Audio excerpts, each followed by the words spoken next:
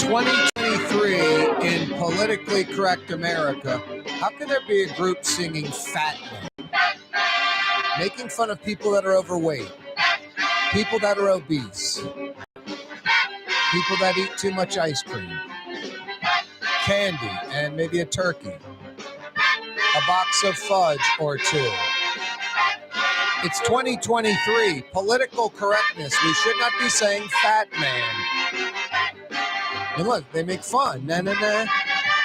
Jeez. It takes number 9, a true American hero, to bail us out from that. Enough of that, especially the teasing part. Yep, we had to go to La Jolla. Sort of like the Kenner of San Diego. What are you talking about, Corey? Well, we did have to go to La Jolla. Number 9, Drew Brees, with that introduction, as always. Thank you. Got a good one coming your way. A really good one coming your way. By the way, 92 degrees feels like 95. When in New Orleans, this isn't a trick question. When in New Orleans can you be happy with 92 degrees feels like 95? When for the previous month it was 97, 98, 99, 100, 101, 102. Sunday at Louis Armstrong, as we all know, a new record, 104 degrees. Plus that feels like, I just mentioned today, 92 degrees feels like 95. Not 104 feels like 120. That's a like 25 degree feels like temperature difference. So when would a New Orleanian be happy with 92 feels like 95? A month after that crazy stuff we just had, that oppressive heat that I've never experienced in my lifetime as a New Orleanian. The city council having to deal with more of the mayor's antics. This time, billing the city for that political flyer. She's trying to pretend it was city business. In the end, she'll pay. She's basically trying to make you believe it wasn't political. It wasn't related to the recall. Just getting the word out on our accomplishments to registered voters. That's why we hired that company, to figure out who was voting and not, and who to send the flyer to. And boy, today, communications director Gregory Joseph, his body language to Leslie Harris questions say it all. He was physically turned sideways. He wasn't like trying to show her like, I'm turning my back to you. It just naturally happened. He was just sort of like, I don't want to hear this. Facts and legitimate questions based off of signed contracts. Stop. And then Julian Myers, head of city procurement, contradicts all of it and says, oh, yeah, the mailers were related to the recall for sure. That was the whole point. Oh, boy. Pontalba, political flyers, Vappie, on too many levels to even begin. The city of New Orleans goes before a federal judge to see if the proper procedure was followed in the investigation of those payroll irregularities when it came to Officer Vappie and the executive detail. Speaking of Vappie, it just doesn't stop. Jeff Landry skipping the gubernatorial debate next week. South Alabama, they're wearing their Home of Mardi Gras helmets this weekend when they take on the Green Wave. Let's go to South Alabama and get the real story, for crying out loud. Quinn Hillyer joins us, conservative-leaning Quinn Hillyer, live from South Alabama, home of Mardi Gras. That's ridiculous. How are you, Quinn? I'm doing fine. How are you? What are those Mobile people doing with that kind of garbage? Which kind of garbage? Home of Mardi Gras?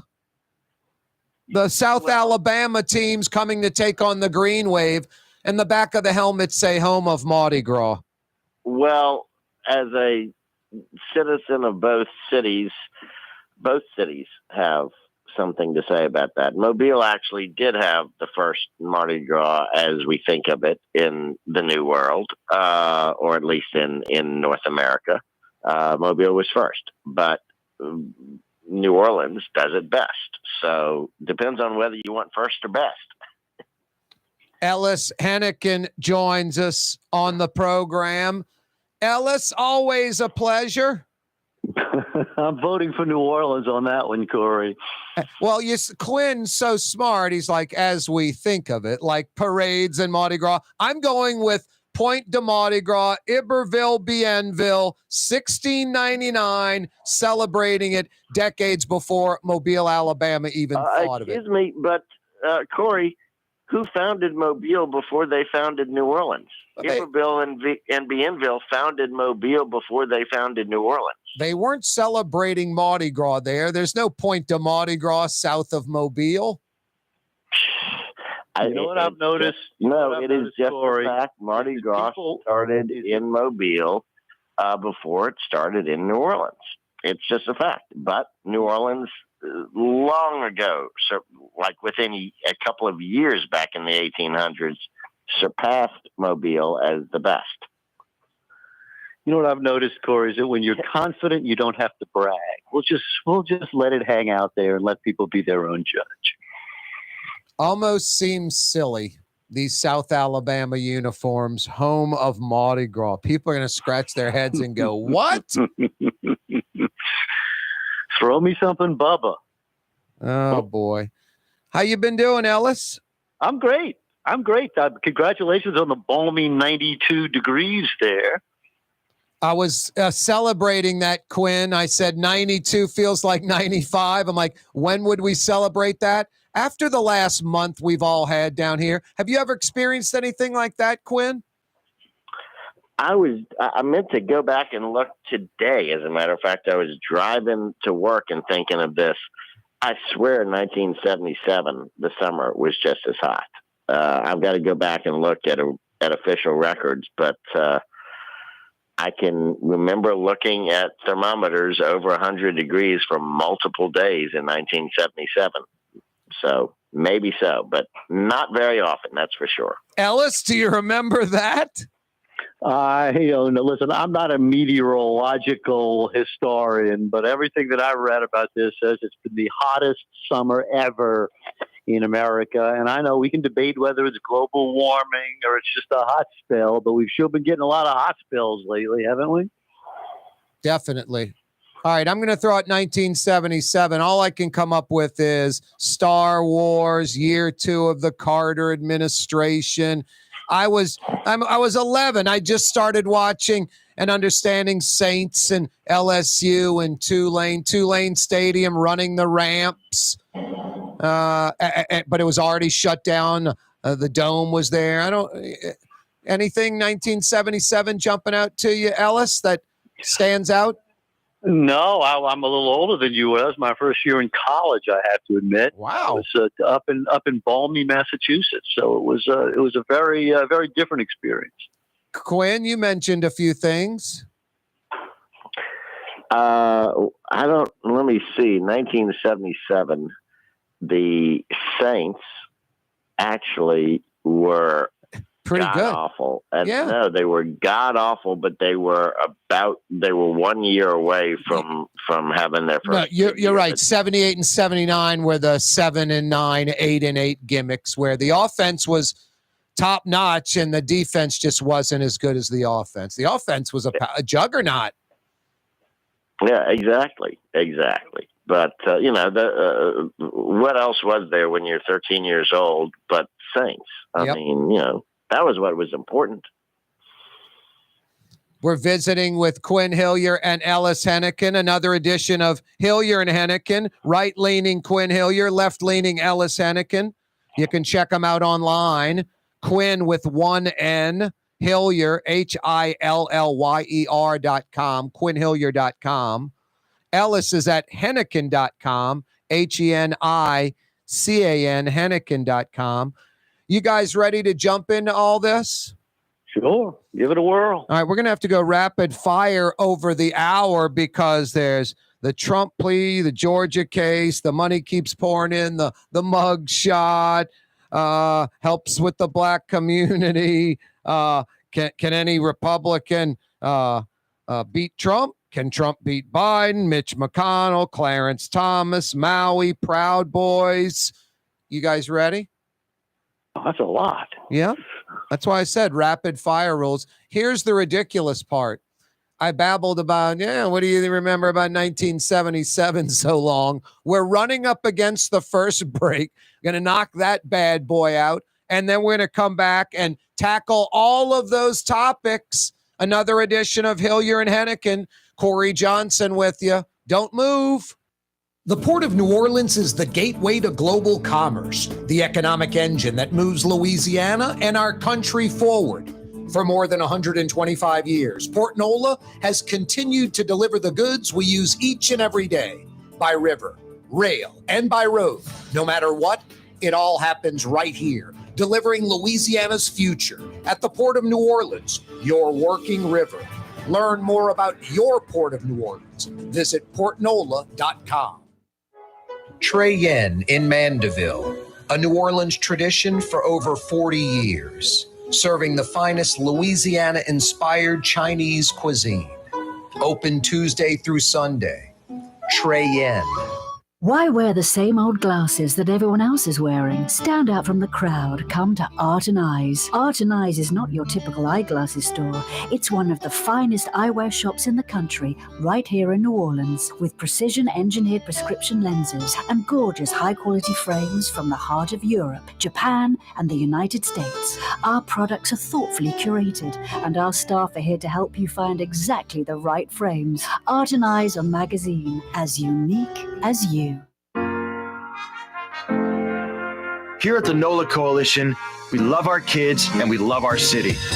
The people of New Orleans are standing together for a better future. By harnessing our collective resources, the NOLA Coalition will create a safer, more prosperous city for all residents.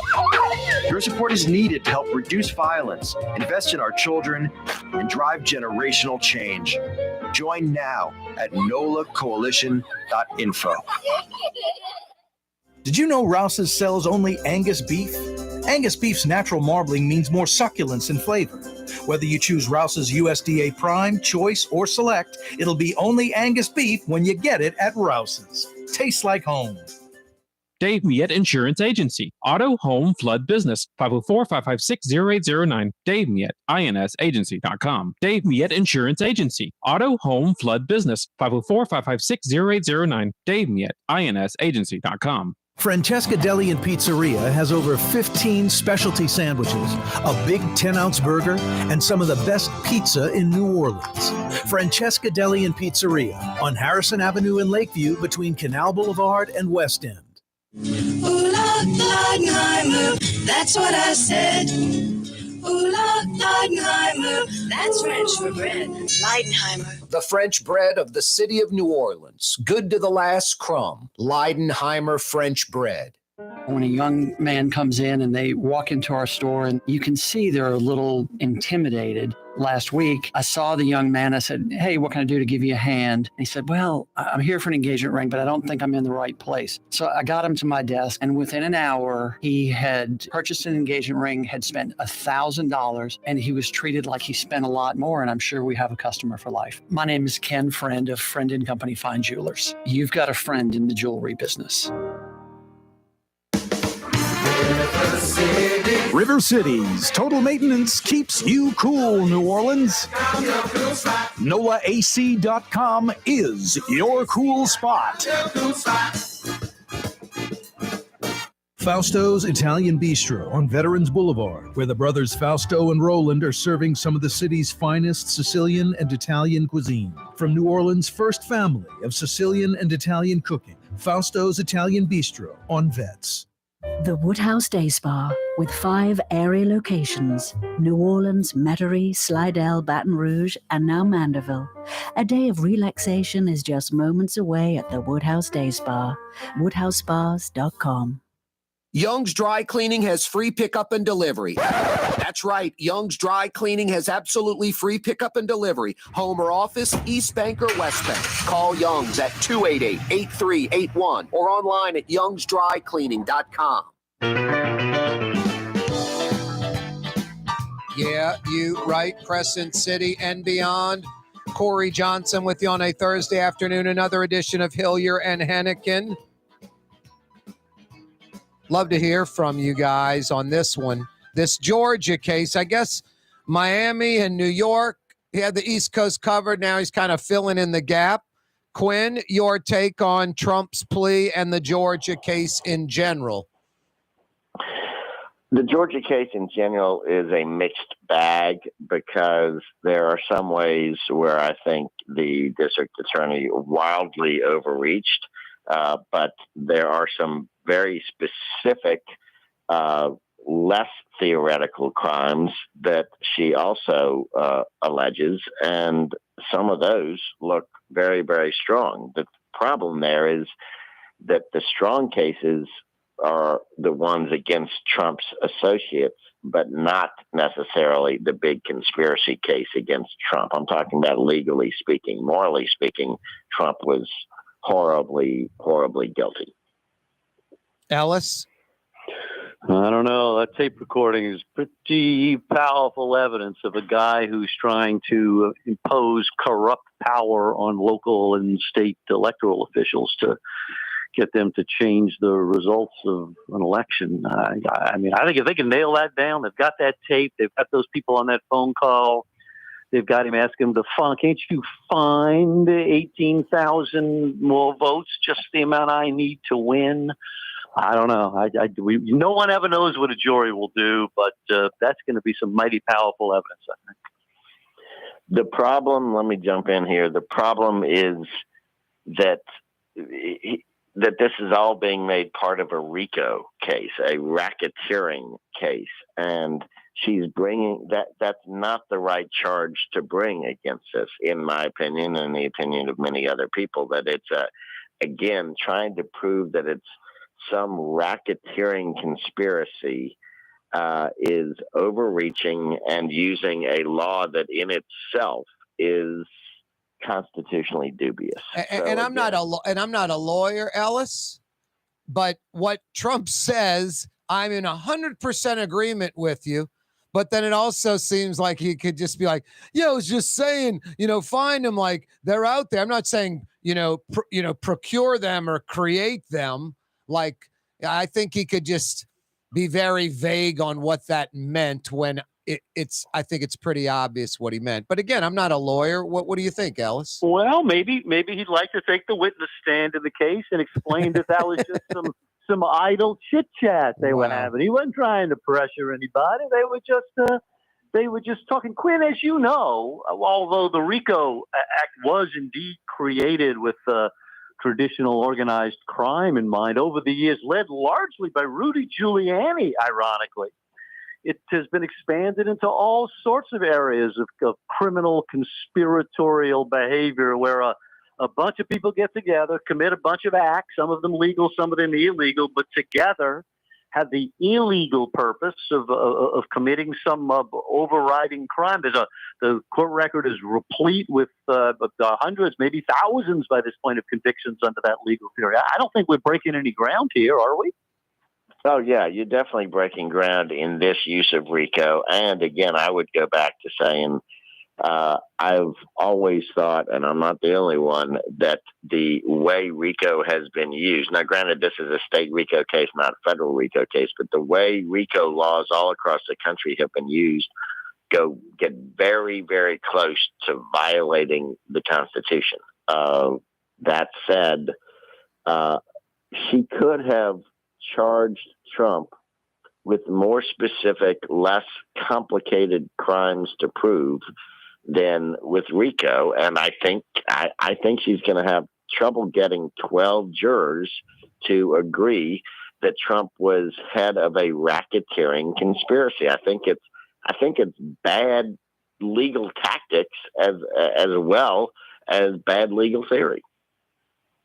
Hey, regardless, this seems to jumpstart the campaign contributions I mean, Ellis, the worse it seems, the more the money pours in. Yeah, some of the fans, the cultists, love the mugshot, and I saw a rapper getting it tattooed on his leg yesterday. I don't know if you were following that, but listen, you got to ask at all these things: who's the audience? The hardcore MAGA base. The worse the guy does, the more they love him. The more he thumbs his nose at the law and tradition and decency, the more they think it's just wonderful. The problem is that's just not enough people to win an election with. And so you may have a really hardcore 30-something%, but it just drives away any independent, any free-thinking person, any suburban voter. I mean, it's probably a pretty good way to get the Republican nomination and a really bad way to win the general election. Hey, Quinn, I don't quite understand this gimmick. Is it like wishful thinking? Is it they hope it's true? They want it to be true, so they say it. They're trying to light a fuse. I'm watching some clips from Fox News. I talked to this black lady in New Orleans. She says the mugshot makes Trump, like he's, gangsta. Another one, literally, I forgot who it was. Carlson Tucker, one of them. I shouldn't. He's not there. Your boy Waters, or one of them said, and I don't mean your boy, Quinn. Thank you. I swear I don't mean. I just meant it like your boy. He said something to the effect of the mugshot in the black community. I talked to my gardener and he told me, I'm like, did you say you talked to your gardener? Like the black guy, cuts your grass. It's just the mugshot helps in the black community. That just seems insane and racist, Quinn. It's not so much people saying that it helps in the black community. There are examples of very well-known blacks saying that they have been offended by this, and that it makes them more sympathetic to Trump. I think that's a really bizarre mindset, but it seems to be true. What do you think about this, Ellis? I think it's absurd. There's cultists of all races. Yes, that's right. There's some white people who think it's wonderful, and some black people who think it's not fundamentally a racial thing. It doesn't seem to be. Right. But my point goes back to what it is. It's an ultra MAGA thing, right? I mean, there is a group of people, and we all need to recognize it, even if we're not sympathetic to them. There's a group of people who just think no matter the worse he is, the more they like him. And thankfully, that's not a majority of Americans. And so they will get agitated, but they will not win. Hey, let's shift gears a little bit. Quinn, can any Republican candidate catch Donald Trump? Yes. Will it be easy? No. But can they? Yes. And I think that the more Trump stays away from debates, if he does for another debate or two, the more the public can start to see others on that stage as, what? These people might actually have the stuff to handle the job. And the more that they see that other people that seem capable to them, the less Trump is the only guy that they think can do the job. I don't think he did the job in the first place, but a lot of Republicans obviously do.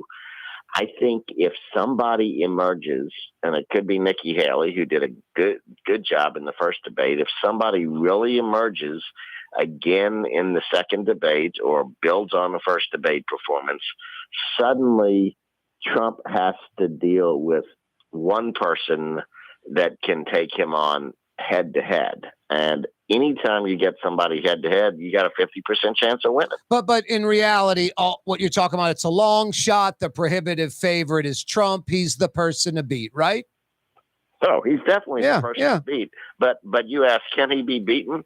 And I'm saying I'm saying not in some bizarre long shot theoretical sense. I'm saying, in a reasonably doable. Is it a 50% chance? No, it's more like a 20% chance. But 20% is a lot better than than some crazy, astronomical long shot. I'll give you that. That's a fair answer. 15%.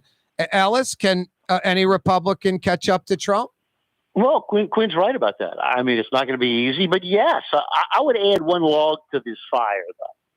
None of them are going to catch up if they do that me, I'll support Trump no matter what stuff. I mean, that was the most pathetic moment in that debate when the candidates were asked, well, if he's convicted of a felony, not just accused, if he's convicted of a felony, would you still support him as president? And 6 of the 8 of them raised their hands like little bleeding sheep. I mean, that's no way to beat the guy. He's the front runner. If you're going to run against him, you got to run at him too. Now let me just make one disclaimer here. I've got dirty hands on this subject, because I have written and continue to work with Chris Christie on some of his books. And he, of course, is the one who has been forthrightly and very explicitly critical of Trump, and didn't raise his hand in that little display. But I got to tell you, they all look to me like a bunch of groupies or aspiring cabinet secretaries. You pick whichever one you like. Let me jump in here. Hey, Quinn, quickly, because we have a break in about 20 seconds.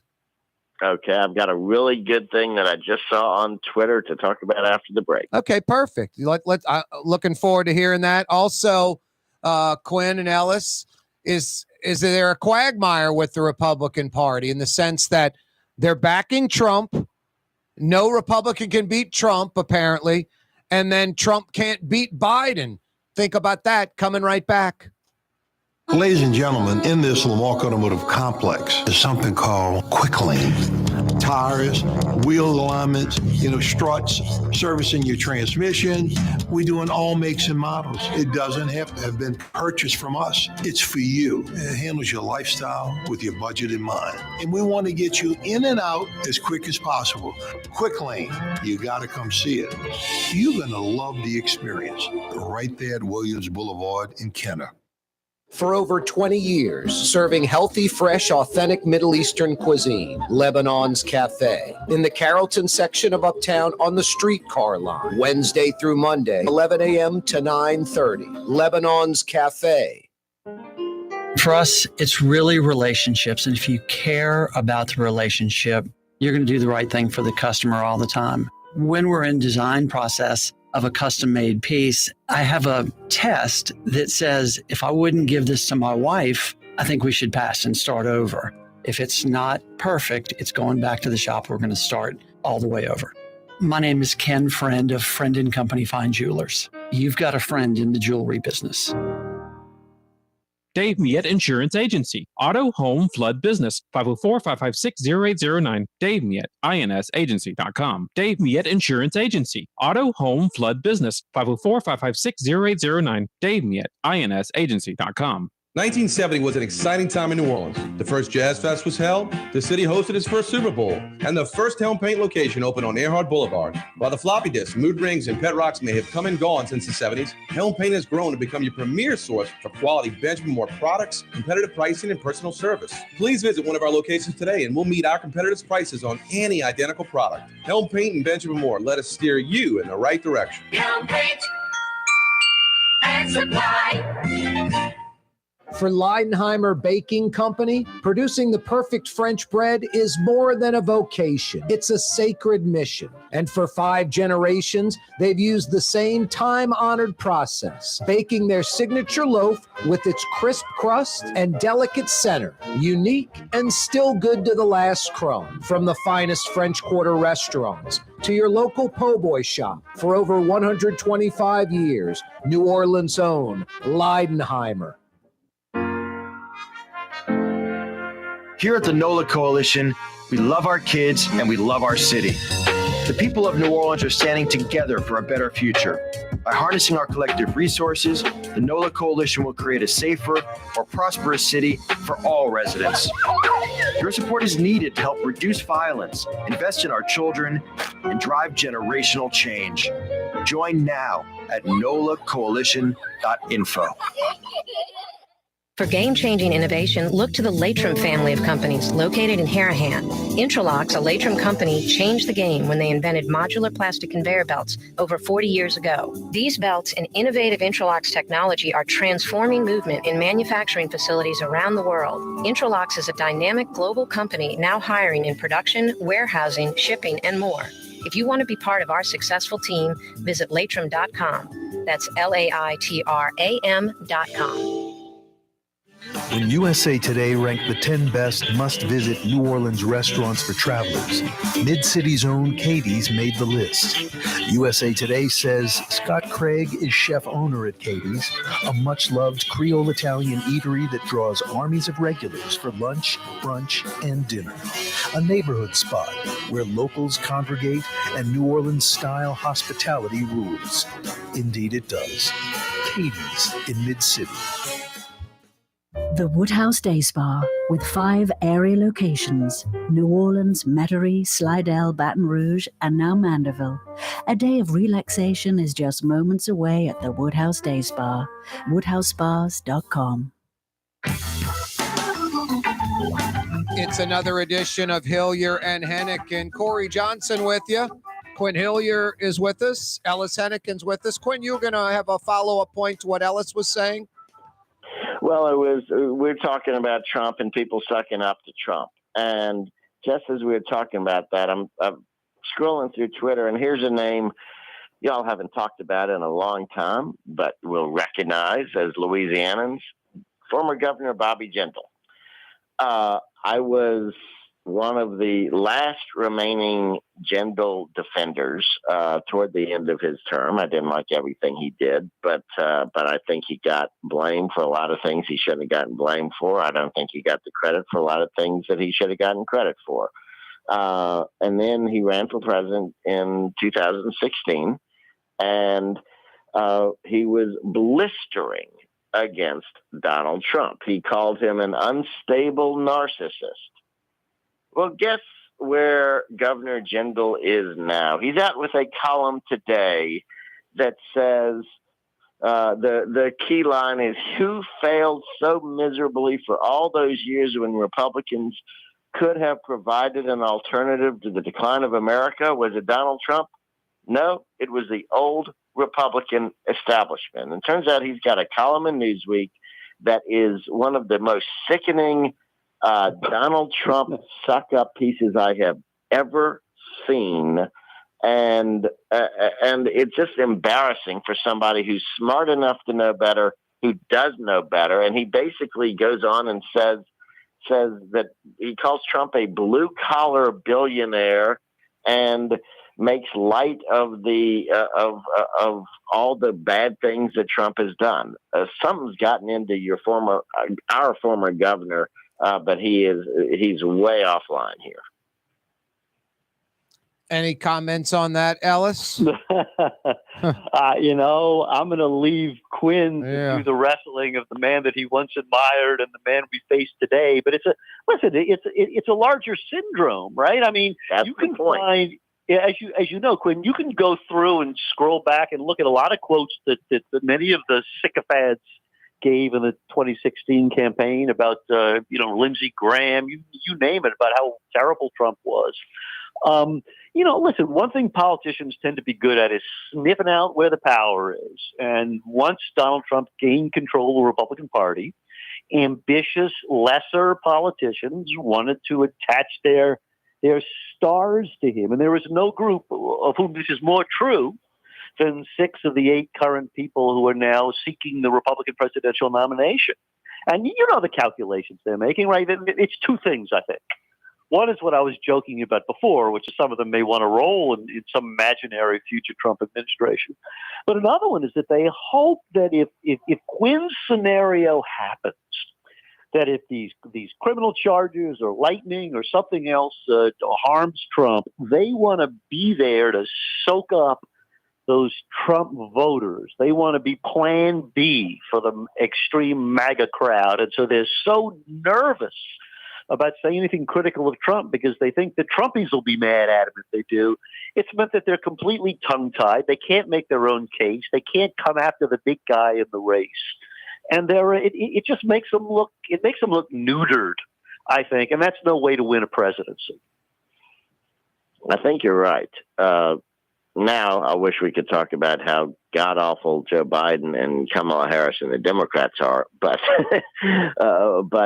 everything you said there is absolutely right. And, in terms of Bobby Jindal, I think he thinks Trump's going to win, and I think he wants a cabinet post. Hey, Ellis, it doesn't appear that any Republican can beat Trump. And Republicans are, locked in on this populist candidate, Donald Trump. It doesn't appear Donald Trump can beat Joe Biden. Am I right on both of those assumptions? I mean, that's what it appears to be. True. I think both of those things are true, and that is part of the cruel mathematics of a two-party system, right? You divide the country roughly in half, and what it takes to win that half of the electorate is not necessarily what it takes to build a majority across the entire electorate. And it's gotten worse. I mean, it's not just the presidential races. The Congress is an even more extreme example of it. What it takes to win in many of these gerrymandered districts means that we're guaranteed a Congress that's going to be dysfunctional, that just tilts toward both extremes. It's a fundamental problem that we don't seem to have a way out of yet. Hey, Quinn, I mean, a lot could change in the future. We don't know what's going to happen in 18 months. But right now, on paper, it seems pretty clear that no Republican can beat Donald Trump. And it seems pretty clear that Donald Trump can't beat Joe Biden. I disagree with the second part of that because I think Trump absolutely can beat Biden. I also think Biden absolutely can beat Trump. I think the real deal is that Biden or Kamala Harris at the head of the ticket might be the only two Democrats that Trump can beat. But I think Trump is the only Republican that Biden can beat. Right now, they're running dead even in the polls. The last poll I saw had Trump 1 point ahead of Biden. What changes? I mean, what changes? You have the people, that small percentage in the middle that swung it, saying, okay, the caustic guy that makes me nauseous, I'll vote for him because the other guy is old and not mentally sharp? A lot of it has to do with voter turnout, and Republicans continue to make gains among the Hispanic community and smaller gains among black voters. And meanwhile, the soccer moms are so angry at what the left is doing with regard to telling parents to shut up and go home that they might not want to go vote for Trump, but they're sick of Biden, sick of the left, and they might stay home instead of voting for Biden. I mean, if the votes come out, if the voting turnout is the same, let's say. But it won't be. That's the whole point.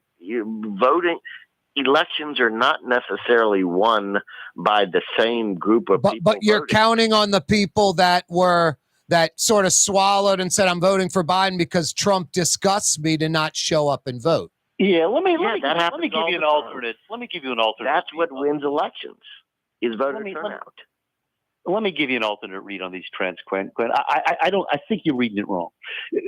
I don't think there is anything that Trump has done lately in his behavior, his criminal prosecutions, his mugshot, his more and more extreme rhetoric, his hostility toward current and former allies that is likely to sway a single person who didn't vote for him before to vote for him the next time. If anything, he's alienated people in the middle. Those suburban moms you talk about, there's not a single suburban mom who voted against him last time who's gonna vote for him the next time. At the same time, there are a number of issues out there, whatever you think of the candidates, but that are playing very heavily in the favor of Democrats. I mean, look at the abortion issue.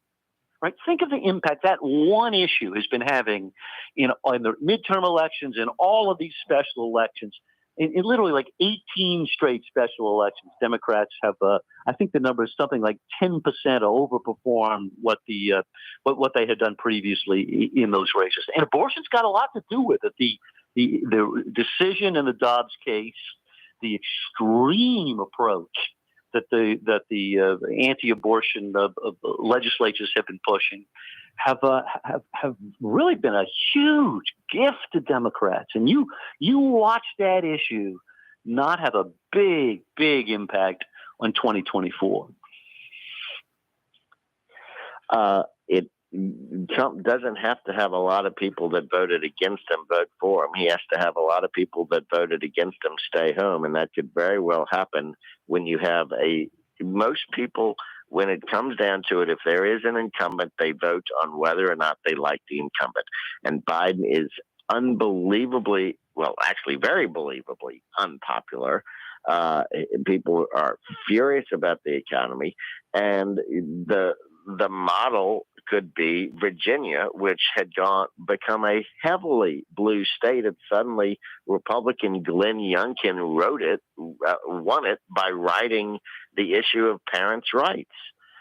Virginia switched, and now, just in a month from now, or 2 months from now, their legislature is likely to go Republican. And so, yes, there are conflicting trends. But I like those trends under normal political situations with normal politicians. There's nothing normal about Trump as a politician, and I think he motivates people to vote against him, Quinn, as much as... Yes, but there's nothing normal about having Joe Biden as a guy who is going to be 82 years old. I think it's irrelevant. I think Biden would really have to have like multiple Mitch McConnell moments, all kind of things, and we'll talk about that. I'm not making fun of that. I think it could be a cinder block. I almost think Joe Biden is irrelevant. The people I think we're talking about, it's strictly tolerate Trump or not tolerate him, and I think the ones that don't tolerate him are motivated to go vote for the cinder block or whoever's running against him. Yeah, and it's also true, by the way, Quinn, I don't think most people outside of, serious ideological conservatives have the kind of hatred for Joe Biden that people have for Donald Trump. I mean, he's a genial guy. Most people think he's a fairly decent person. They like his bipartisan values. He has a number of rather significant achievements to point to, both at home and abroad. Yeah, there's some haters. There's some people who think he's the devil. But I don't think Hunter's laptop or the kind of stuff that the anti-Biden crowd believes is the equivalent of Donald Trump. I don't think it's anywhere near that. Hey Quinn, pick that up on the other side. I've got to agree with Ellis. I think especially with the moderate person, some moderate people hate Trump. Coming right back.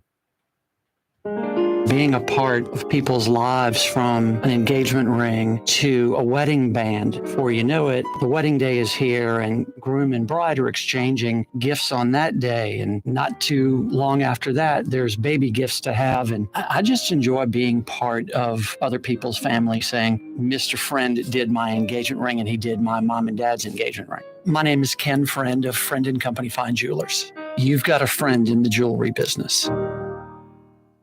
From the owners of Katie's in Mid-City and Bienvenue in Harahan, an old school deli with over a dozen specialty sandwiches. Francesca Deli and Pizzeria on Harrison Avenue in Lakeview between Canal Boulevard and West End. Francesca Deli and Pizzeria. The Port of New Orleans is the gateway to global commerce, the economic engine that moves Louisiana and our country forward. For more than 125 years, Port Nola has continued to deliver the goods we use each and every day by river, rail, and by road. No matter what, it all happens right here, delivering Louisiana's future at the Port of New Orleans, your working river. Learn more about your Port of New Orleans. Visit portnola.com. It's time to relax. The Woodhouse Day Spa, Metro New Orleans' premier day spa experience, now with 5 area locations. For a day of relaxation or maybe just a quick 1-hour getaway, the Metro area's premier day spa experience is at the Woodhouse Day Spa. And now 5 area locations: New Orleans, Metairie, Slidell, Baton Rouge, and our newest location in Mandeville, the Woodhouse Day Spa. woodhousebars.com. Young's Dry Cleaning, with 2 walk-up locations with personal service. Young's on Claiborne and Young's on Harrison Avenue in Lakeview. Young's Dry Cleaning. Call 288-8381 or online at youngsdrycleaning.com. The Lamarck Automotive Collision Center, it's open now. We fix cars and trucks. We do all makes and models. And it doesn't have to be a Ford or a Lincoln. It could be whatever you're driving. 32,000 square feet under roof, now open at 3101 Williams Boulevard. It's all about you, the customer, getting the most for your dollar. I would say the most perfect collision center anywhere. The Lamarck Automotive Collision Center, 3101 Williams Boulevard. Go check it out. Ooh, Leidenheimer, that's what I said. Ooh, Leidenheimer, that's French for bread. Leidenheimer. For over 120 years, New Orleans' very own Leidenheimer French bread. Rouse's Market is hiring.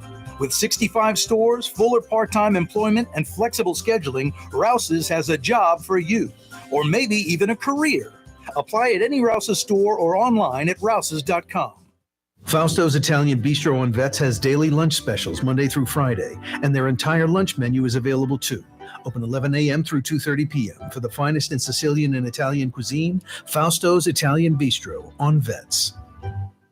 What actually lasts a lifetime? Not much, but at Helm Paint, we have something guaranteed to last a lifetime. Benjamin Moore's Regal Select. This paint and primer in one offers cutting-edge waterborne technology, smooth application, and long durability. Helm Paint and Benjamin Moore, your New Orleans paint store.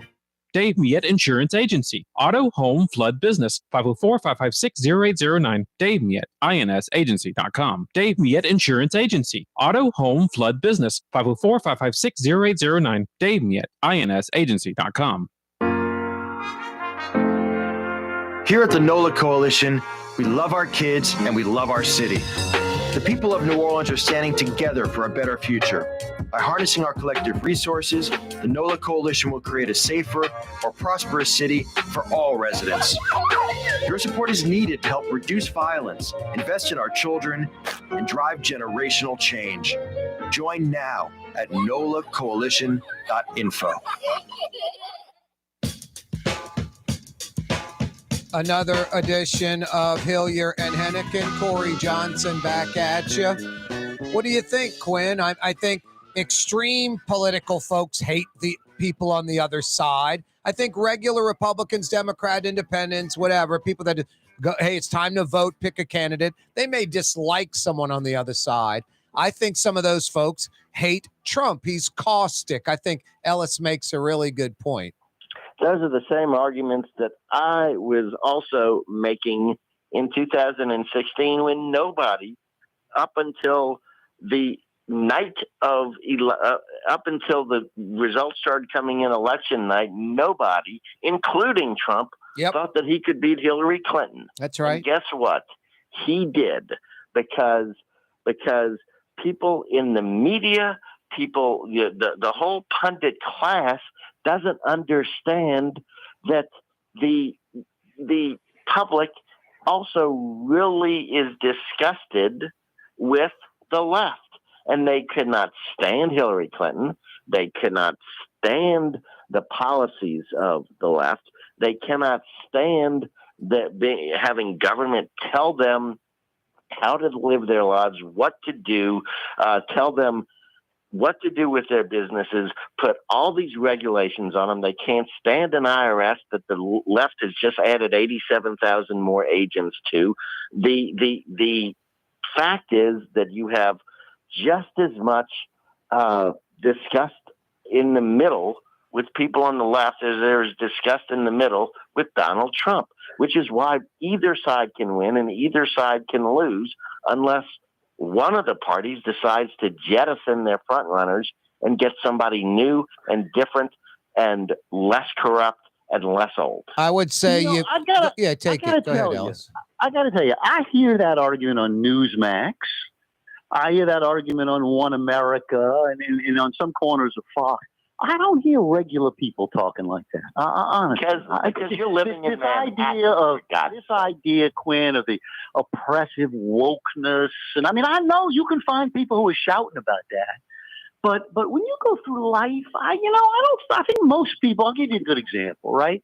The hard right is agitated right now about lessons being taught in schools and trying to ban books in libraries. I mean, there are people really agitated about that. But most people, most middle, normal people, they want their kids to go to school and learn to read and write. They're not so worried about a Toni Morrison book in the library. They're not so worried about whose picture is on a Bud Light can. I mean, there are professional agitators that are trying to make something of that. But I got to tell you, when I go through life, I don't think that's what really is motivating people.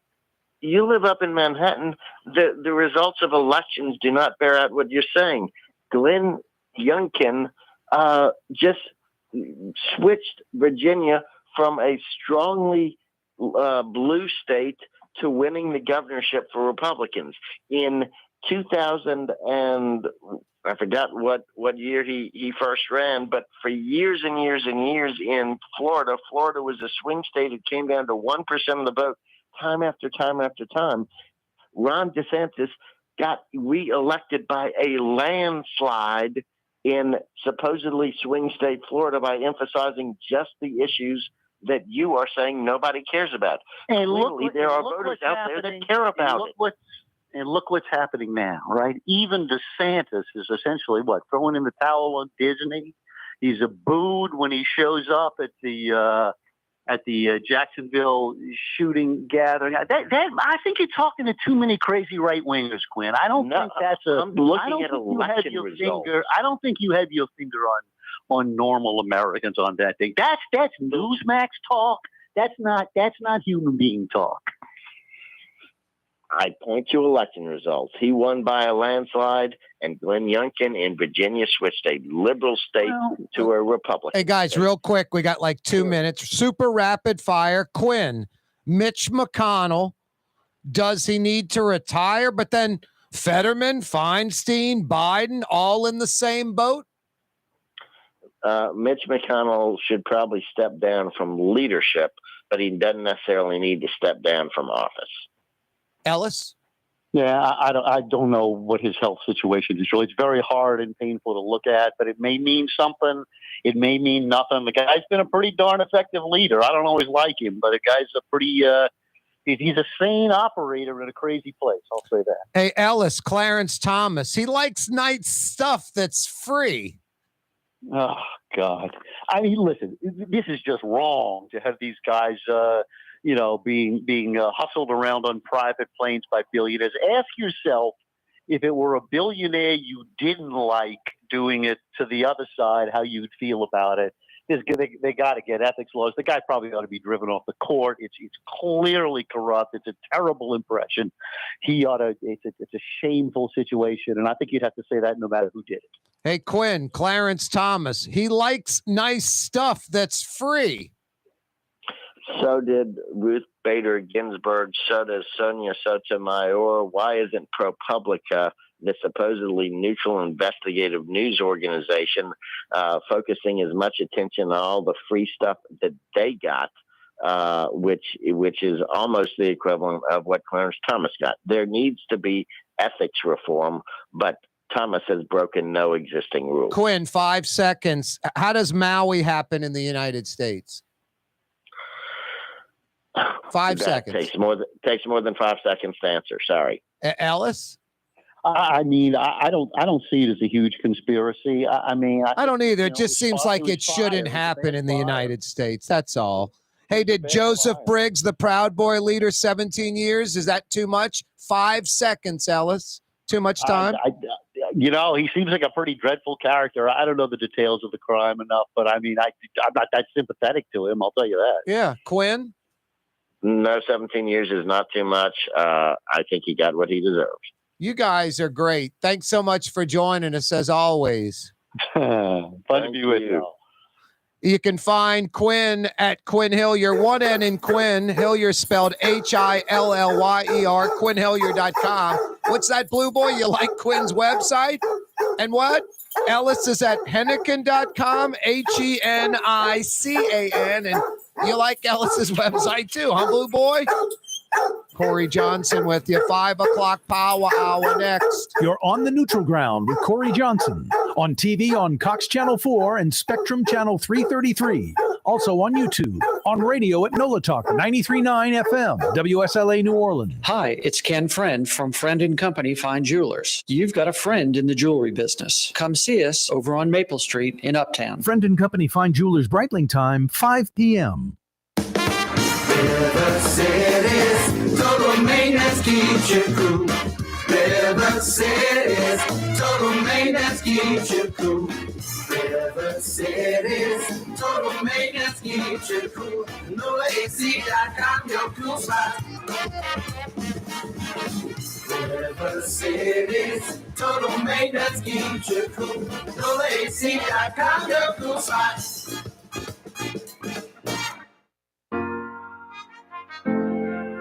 Here at the NOLA Coalition, we love our kids and we love our city. The people of New Orleans are standing together for a better future. By harnessing our collective resources, the NOLA Coalition will create a safer, more prosperous city for all residents.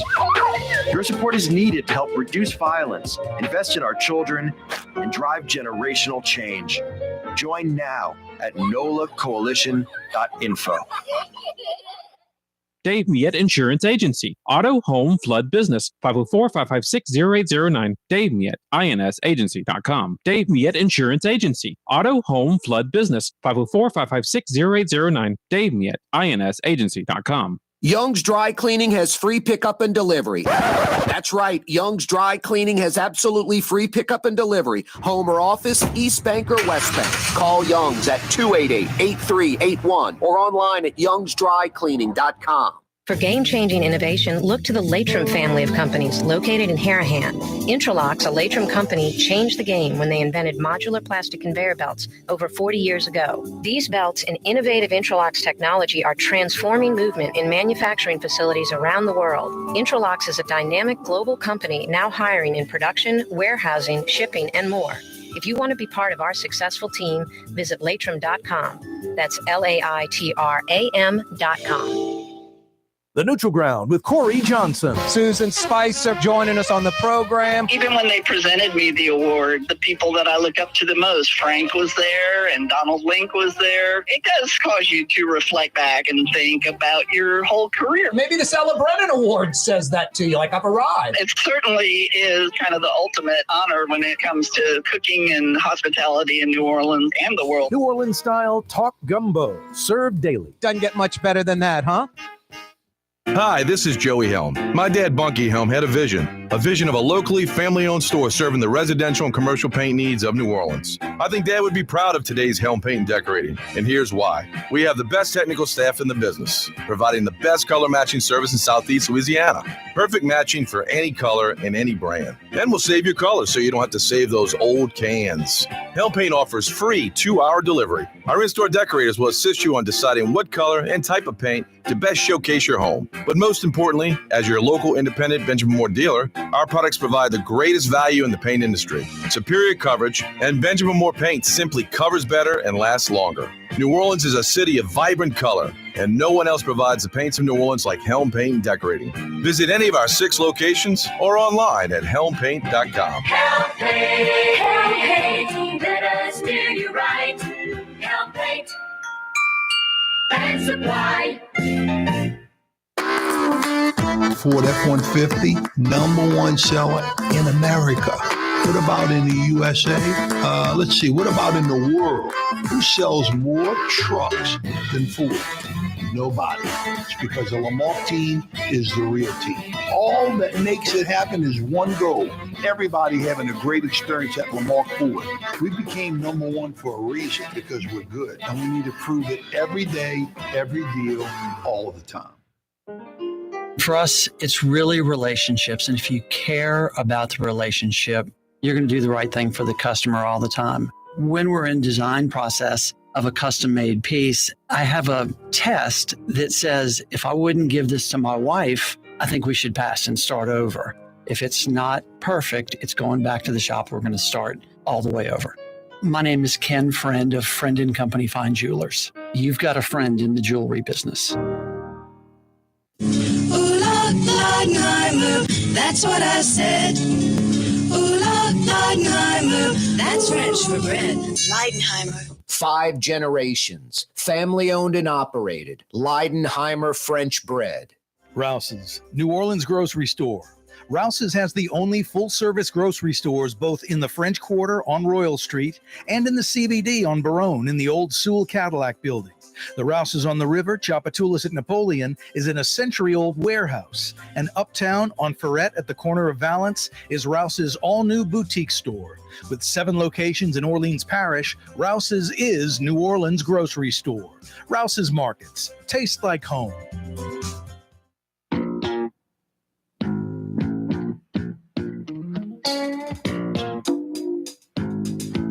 It's reruns of Night Court. That's right, it's Night Court coming your way. The Neutral Ground with Corey Johnson has been canceled. Night Court reruns from like 40 years ago. Coming your way next. Don't go anywhere.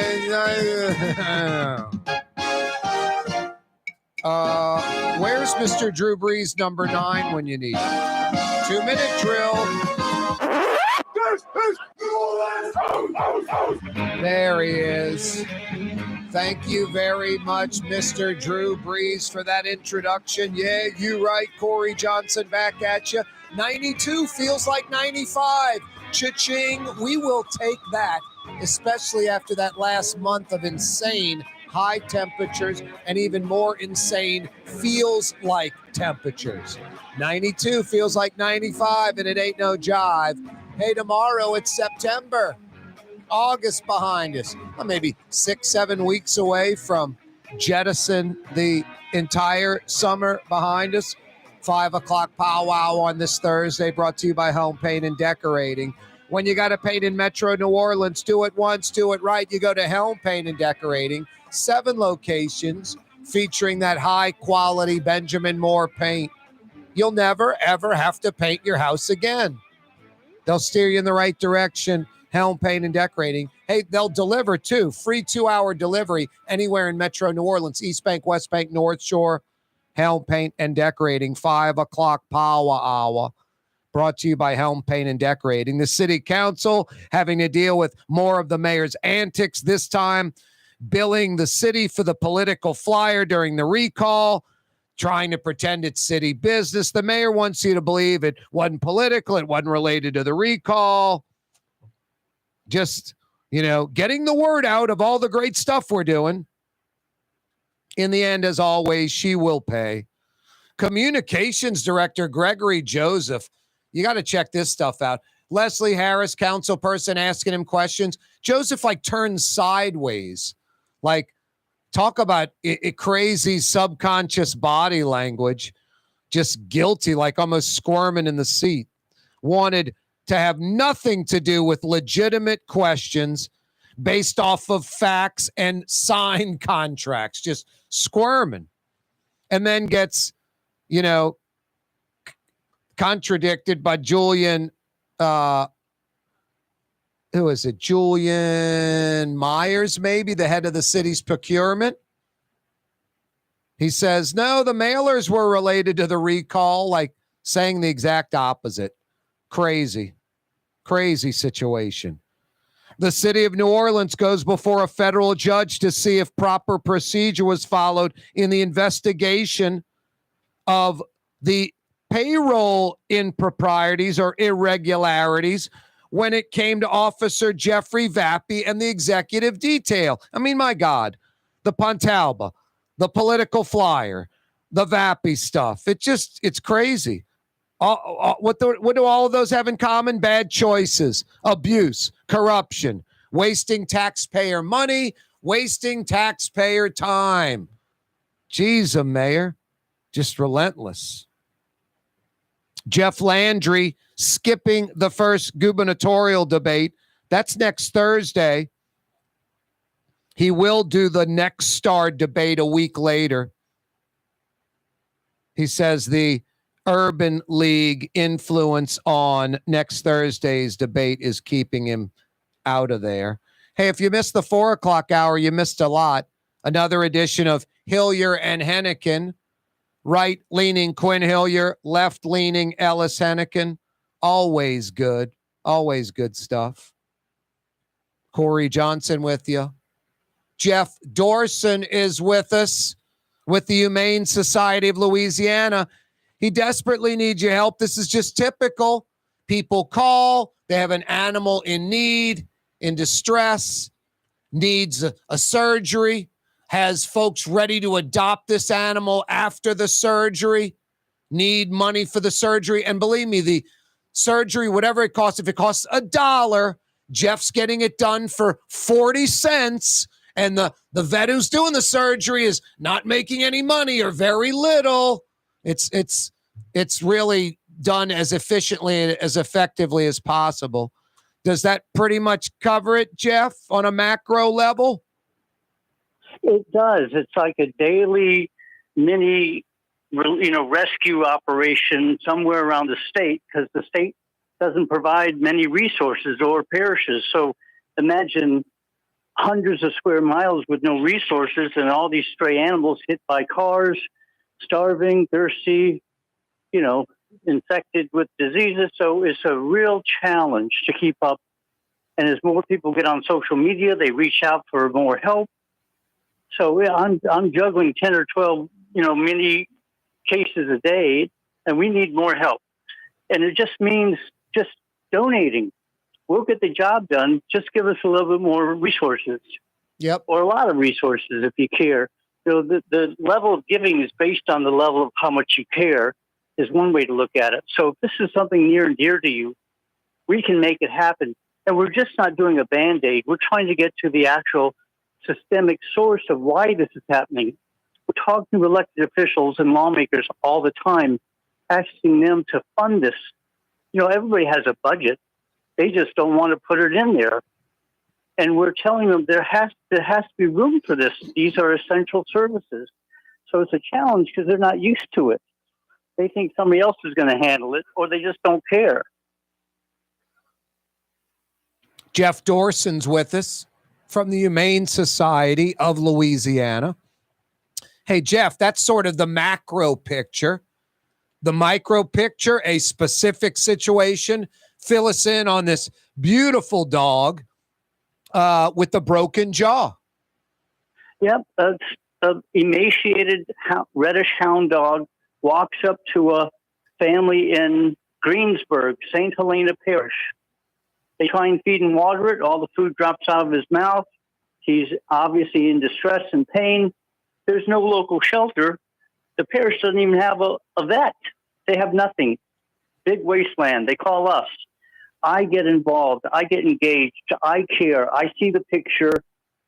We just say, let's do it and figure it out later. So I said, put it in your car, drive to a vet in Kentwood, which is one parish over, and there it is. And now I'm busy on social media trying to raise money for it. So it's kind of a strange juggling act that most groups are stable enough to, pay for everything, or they just simply say no. So we try and say yes and figure it out as we go along. But it can only work if more people say yes with us. 10, 20, 25, 50. Don't you want to help this dog with a broken jaw have a second chance? And the rescue family wants to adopt it. I can't think of a nicer ending. What are we looking at as far as the surgery costs, shots, spay, neuter, whatever is necessary for this dog to be adopted by the family? What are we looking at money-wise? I really don't know. My guess with a radiograph and surgery to wire the jaw shut, and then aftercare with liquid diet. Yep, probably $1,500. It's not inexpensive, but is it worth it? Yes. Sometimes it is. It's just like, this guy needs a break, a chance. Yeah. I'm sure he's had a miserable life for the first 7 or 8 years of his life. No, it's just about treating animals humanely. It's pretty simple. Anyway, humanela.org is the website. Humanela.org. Please donate. Humanela.org. If you go to their Facebook page, Humane Society of Louisiana on Facebook, you'll see everything they do, and you will donate. And if you ever need help, 888-6-HUMANE is their number. 888-886 Humane. Anything else out there, Jeff? Yeah, Twitter, Instagram, we're busy. We want you to know what we're doing. We're transparent. Help us. Big shout out to Tim Rice. He donated. He's one of our major contributors. Wow. And I know he's a friend of yours. He So does thank you for sharing your friends with us, Corey. Well, Tim Rice he's a great guy. He really is. Yep. He talks the talk and he always walks the walk. He's special. Yep. So we need more Tim Rices. Let's see if we can raise 150 by the time I hang up, which is in like a few seconds. So if this interests you, his name is Samuel, Broken Jaw, St. Helena Parish, needs your help. Donate, Humane Society of Louisiana. Corey, always, always, always a pleasure. HumaneLA.org, HumaneLA.org. The pleasure's all mine, Jeff. Seriously, thanks, brother. You bet. Next week. Yep. HumaneLA.org. He's right about Tim Rice, too, over there on the North Shore. Innisfree Farms. You can check out. He loves horses. He is a saint of a dude. HumaneLA.org. Donate right now. The Port of New Orleans is the gateway to global commerce, the economic engine that moves Louisiana and our country forward. For more than 125 years, Port Nola has continued to deliver the goods we use each and every day by river, rail, and by road. No matter what, it all happens right here, delivering Louisiana's future at the Port of New Orleans, your working river. Learn more about your Port of New Orleans. Visit portnola.com. Fausto's Italian Bistro on Veterans Boulevard, where the brothers Fausto and Roland are serving some of the city's finest Sicilian and Italian cuisine. From New Orleans' first family of Sicilian and Italian cooking, Fausto's Italian Bistro on Vets. Young's Dry Cleaning, with 2 walk-up locations with personal service. Young's on Claiborne and Young's on Harrison Avenue in Lakeview. Young's Dry Cleaning. Call 288-8381 or online at youngsdrycleaning.com. Dave Miette Insurance Agency. Auto, home, flood, business. 504-556-0809. Dave Miette, INSagency.com. Dave Miette Insurance Agency. Auto, home, flood, business. 504-556-0809. Dave Miette, INSagency.com. When a young man comes in and they walk into our store and you can see they're a little intimidated. Last week, I saw the young man. I said, "Hey, what can I do to give you a hand?" He said, "Well, I'm here for an engagement ring, but I don't think I'm in the right place." So I got him to my desk, and within an hour, he had purchased an engagement ring, had spent $1,000, and he was treated like he spent a lot more, and I'm sure we have a customer for life. My name is Ken Friend of Friend & Company Fine Jewelers. You've got a friend in the jewelry business. In New Orleans, we don't eat to live. We live to eat. More is better. Scott Craig of Katie's. That is our slogan. More is better at Katie's. It means more of everything. Not just more food, more smiles, more friendship, more love. More. When you do something, you have to do it right. You know, it's all about more, and it's all more of the good things. Get more at Katie's Restaurant in Mid-City. River City's total maintenance keeps you cool. River City's total maintenance keeps you cool. River City's total maintenance keeps you cool. NolaAC.com, your cool spot. River City's total maintenance keeps you cool. NolaAC.com, your cool spot. The Woodhouse Day Spa, with 5 area locations: New Orleans, Metairie, Slidell, Baton Rouge, and now Mandeville. A day of relaxation is just moments away at the Woodhouse Day Spa. WoodhouseSpas.com. Rouse's Market is hiring. With 65 stores, full or part-time employment, and flexible scheduling, Rouse's has a job for you, or maybe even a career. Apply at any Rouse's store or online at rouses.com. Leidenheimer, that's what I said.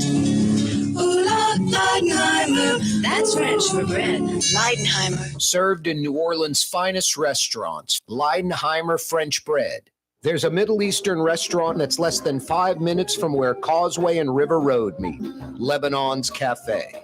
Convenient to Old Metairie and Old Jefferson. Carrollton at Jeanette on the streetcar line, Lebanon's Cafe. Custom window treatments can enhance the look and value of your home. At Helm Paint and Decorating, we're proud to offer custom plantation-style window shutters by Scandia. Perfect for any window, including large frames, French doors, sliding doors, and arches. American-made SL300 shutters are available in many colors to match your personal decor. We'll come out to measure, and you'll receive fast delivery. Plus, they're virtually maintenance-free. Helm Paint and Benjamin Moore led us steer you in the right direction. Helm Paint and Supply. Yeah, you right. Lebanon's Cafe's open till 9:30. Lamb chops, Middle Eastern sides, fresh, authentic, large portions, priced right. Lebanon's Cafe, Carrollton at Jeanette by the streetcar barn.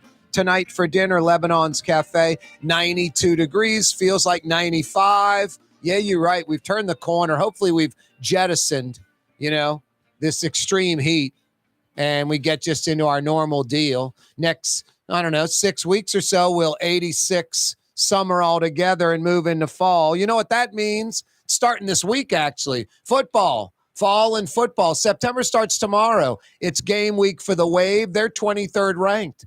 It's game week for the Tigers. They're 5th ranked. Next week, it'll be game week for the Saints. I love getting this guy on because he's funny and he's smart and he's got a good take on stuff and he knows what he's talking about. He's also a real rat bastard who's known to hurt people, steal from them. He's into arson. He might carjack your vehicle. Not anymore. He's known for Not drifting anymore. vehicles in New Orleans, doing the drifting thing. What else can I come up with, Ralph? Well, listen, Corey, it's football season. I get to, I said the goodbyes to my family.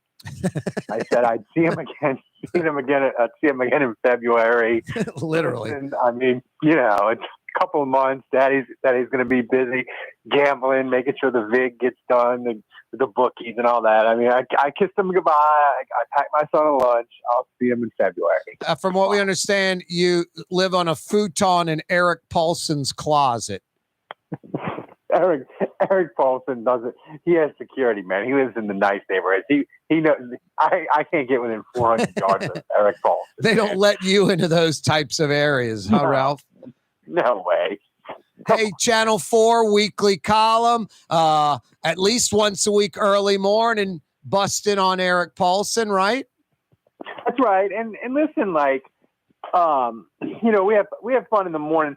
And I got to say, the Saints, this year, the optimism for the Saints, I was expecting it to be out of control, but it's not. I feel like the optimism it's about the right level, for this year. It's not too insane yet, but let them beat Tennessee. Then we'll start looking up Airbnbs in Vegas and whatnot. I'm not gonna bust on the media or bring this up. I think we did it last time you were on. I think the 25, 26 local media members making their selection this year, they were making up for being too optimistic last year. I think they need to flip-flop years. Last year's prediction should be this year's prediction, and this year's prediction should have been last year's. Do you agree with that, Ralph?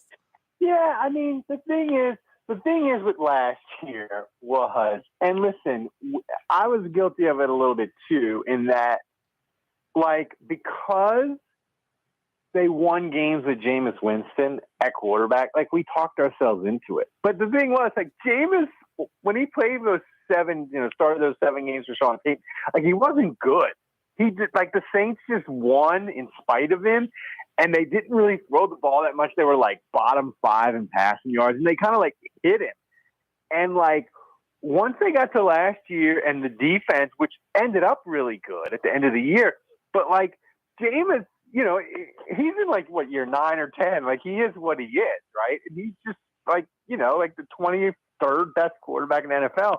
And we kind of talked ourselves into it. And then, early on, he got hurt. And the thing is with Jameis is certain guys like Drew Brees, they can get away with like a little bit of decline physically. They can kind of gentle decline.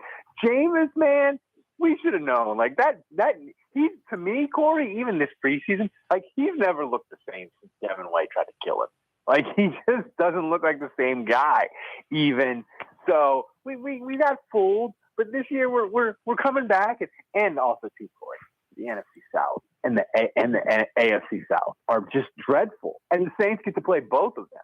So like if they don't win this year, man, we're like Dennis Allen, I wouldn't say his seat's hot. I would say it's like burning like the sun if the Saints don't get tonight. If they don't have a winning season, whew, it's gonna be hot in them streets. Yeah, it's kind of an expectation, obviously, and it'll take care of itself. I think you're right, but I don't think folks are really focused on that. I kind of think folks think Allen's going to get something done this year. Ralph, I like looking at the big picture, and believe me, a lot of little small pictures, reporters doing their work will come up with, this much room, this much time in the film room, or he called Drew Brees and this helped, or whatever. His old coach told him he needs to do this. There'll be little things like that equate to wins and success. There's no doubt. But one thing that's just sort of glaring to me that really is a positive for the Saints is Carr's time in with the Raiders. I mean, just a dysfunctional franchise. I mean, the owner looks like he literally puts a bowl on his head and cuts the hair that's hanging out from below. I mean, it's crazy. I thought he was going to be, he went to bald look. Is he back to the bowl? I don't know. I haven't seen him lately, but it's Al Davis's kid, as you know. It's just sort of a crazy organization. The move to Vegas, it's great monetarily for the team. I'm not saying anything about that, but the move can't be like, oh, it's good for the team to move and everyone, transplants from one place to another and the team just keeps winning and it's smooth. So there's lots of problems around the team. So Carr's been with that team for 8-9 seasons. Their defense at its best was 23rd, I think, one year. At its best. Some years it's like 30, 31, 32. Like it averaged around 29th or 30th when Carr was the QB. So, Ralph, to me, their defense wasn't questionable some years or it wasn't very good. It was terrible year in, year out. Every season, a terrible defense that was a burden that Carr had to carry that baggage with him. That pressure comes to New Orleans, fits in with his old coach, has a salty defense that he sees right away, has a bunch of offensive weapons. I don't know how Carr doesn't play better with the Saints than he did in Oakland, and he was pretty good in Oakland. He was, and the thing is, sort of, when a team doesn't go deep into the playoffs, right? We just sort of their season, unless you're a fan of that team, it just sort of gets memory hold, right? 2 years ago, the Raiders went 10-7. You can talk about the off the field chaos. Henry Ruggs, right? He gets in the DUI, kills the woman, goes to jail. John Gruden gets whacked. The NFL just was like, we want you out of here, John, for whatever reason. They leak all his emails, and he deserved it. He deserved to get fired out of a cannon. But that whole thing was like a bleep storm. If you read the story about it on ESPN, it's wild. You should find it and read it. It's by Don Benata. But that was complete chaos. And like you said, that defense that year was bad. And the Raiders went 10-7, and it was mostly because in the fourth quarter, Derek Carr was doing magic tricks. Yep, comebacks like crazy. Yep. Yeah, they were having comebacks like crazy. And because the Raiders, he kind of had a brain fart against Cincinnati in the playoffs, and they didn't have a good drive to at the end of the game to tie, and people just kind of memory hold it because when the team goes 10-7, no one remembers it if you don't go deep, right? But he was magnificent in that season. And by the way, all the sort of media pressure and had to answer all the questions about, oh, you don't have a coach now, you got an interim coach. That all fell on him. Because when you're the quarterback, that's who the media wants to talk to. So he kind of was the quarterback and the voice of the team as the coach would normally be, right? So it was just intense amount of pressure, and he dealt with it well. And listen, I've said this about the Raiders. Josh McDaniels he was not good in Denver. And what New England coach that's coached under Belichick has done really well in the NFL? Not a one of them, Corey. So, like, that the Raiders made the decision to get rid of Derek Carr, like, that makes me feel good about it. Like, I just believe the Raiders, to your point, they don't know what they're doing. They're dysfunctional. And I think there's a non-zero chance that, like, come next March, everybody's like, oh, we need to find our Derek Carr, and the Raiders are looking for a new coach. Like, the fact that the Raiders are so dysfunctional, I think it sells into the Saints. But I will say this, as a guy who's watched Derek Carr a ton, like, he makes tremendous throws. He's very smart. But every now and again, Corey, I'll use the golf analogy. Every now and again, man, he just hits it, and it's just like, what just happened? You just took out the 7-iron and you hit it 80 yards, buddy, and you took up a giant chunk of grass. Like, that's kind of like who he is. And I think the Saints fans, like, you'll see it, and it'll just be like these plays, and you'll just be like, why? What are you doing? You've been so good at it. It's just who he is. And I'm sort of ready for it mentally. I don't know if most Saints fans are, because they probably haven't watched the Raiders. But that's what he's going to be. Like, he's going to have probably 6, 7, 8 plays this year that's just going to want to make you hit the strongest alcohol you can find. Ralph Malbrough is with us from Channel 4. Hey, Ralph, how else can folks check you out? Websites, podcasts? You got a lot going on. Yeah, just search Saints Happy Hour, like, wherever you get your podcast, wherever you get your social media, or as my son likes to say, he doesn't say Google it, he'll say search it up, Dad. So just go to Google. Search it up. And type in Saints Happy Hour, search it up. Find us. We're having a blast. We have from our live stream on Tuesday on nights is just the funnest, most wild thing you ever saw. We're just having a good time. Like, Corey, my attitude is this: we're either laughing with the Saints or we're laughing at them. Like, that's and how we laugh, it's up to them. But we're not going to take it that seriously because it's just football. It's not life and death. So hopefully they win, and me and you can have some fun this year. And my dream. I need Tulane and LSU in a BCS bowl. I need it. That's my dream for this season. That would be absolutely incredible. Are you kidding me? I don't think LSU is going to be like a top 4 playoff team, but I need LSU and Tulane to both be really good and go to a bowl. We need to rekindle Tulane LSU football. There's a whole generation of children and people in New Orleans that don't know about it because they haven't been playing. And that makes me sad. We got to refire that thing up to get the youth in New Orleans to understand Tulane LSU like it was in like the 70s, 80s. Yeah, you'd have to get back to playing it annually. Hey, Ralph, hold that thought because I want to talk a little Tulane and LSU with you in a second before we get off the Saints. And I've seen LSU. Well, hell, I saw one top 4 that had Georgia, Alabama, LSU. It was either Ohio State or Texas. That was the playoff for one prognosticator. I was like, damn, 3 of the 4 from the Southeastern Conference. Anyway, we'll talk about that in a second. Hey, you mentioned you have fun on the podcast. Search it up. Saints Happy Hour. You don't take it too seriously. I'm not saying it's a waste of time, obviously. But the scrutinization of like training camp and the 53-man roster and the practice squad, again, not a waste of time, but how I felt about this team and what they're going to do this season, not a lot has changed because of training camp, the 53-man roster, or the practice squad. Am I right or wrong? No, you're right. The only thing I'll say before I mostly agree with you is the only thing I'll say is it does feel like, Corey, for the first time since like 2019, like this is the healthiest the Saints are like going into a season. Like besides the Kamara suspension, like they're really healthy. Like they've kind of, knock on wood or whatever you like to knock on for super. They've avoided a bunch of bad training camp injuries. Like it feels so. Training camp overall has been good.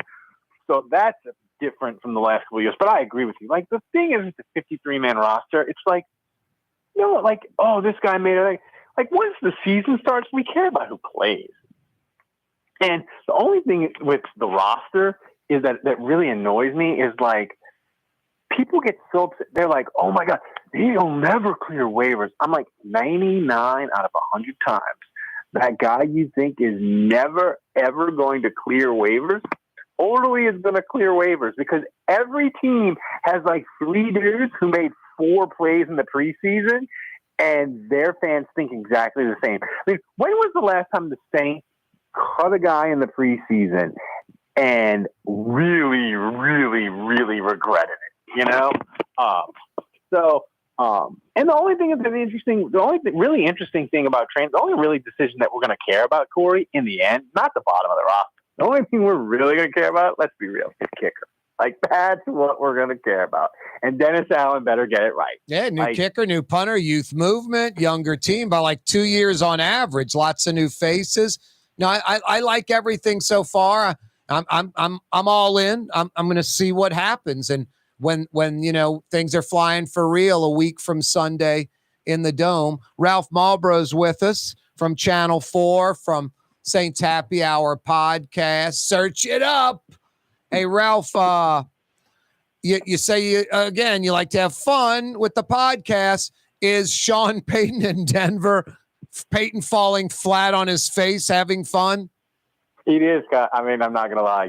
It will be fun, because the thing is, kids, remember, the Saints have the 2nd round pick of Denver.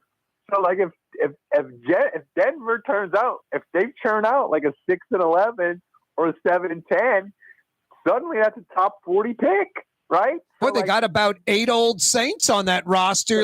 Okay, they can't be as good as the Saints because you've got 8 old Saints on their team. Like, that's a depleted roster. It seems like he's still a year or so away from getting it going. I could be wrong. Hell, he came in New Orleans and went to an NFC title game in year 1.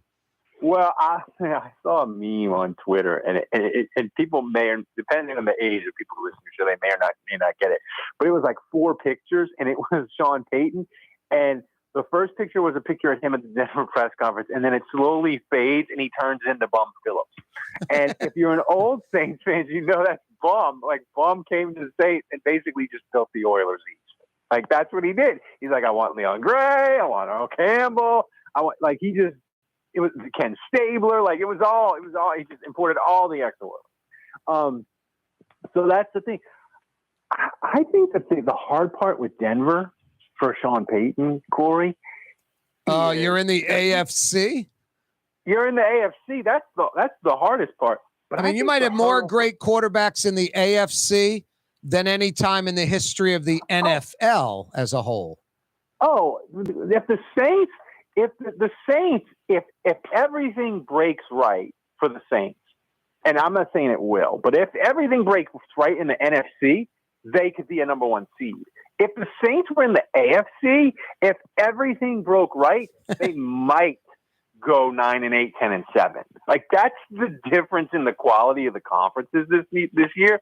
But the thing I was going to say about Sean Payton, Corey, is I think his hardest part, and I think Drew Brees and Tom Brady have spoiled us, and we forget. Like, quarterbacks can fall off a cliff just as easily as other players.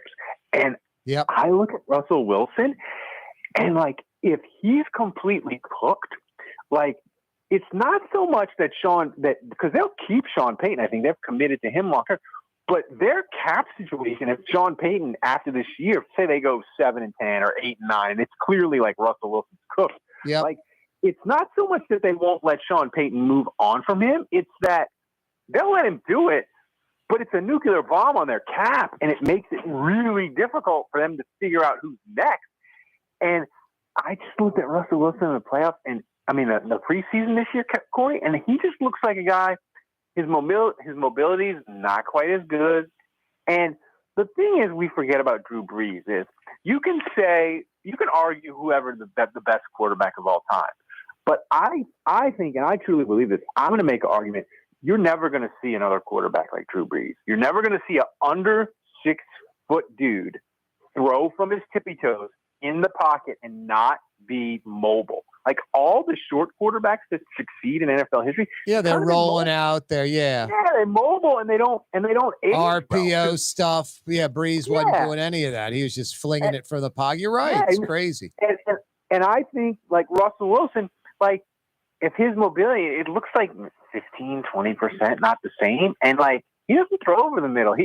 Russell Wilson's magic was he could scramble around and throw go balls. And like he was really good at it. I think he's a little better passer than folks might give him credit for. His percentage shows that. I think, Ralph, you gotta, on this one you have to lean to Sean Payton, that would have never taken the Denver job if he didn't think Russell Wilson could be a starting quarterback for a few years and be viable and better than viable, be really good.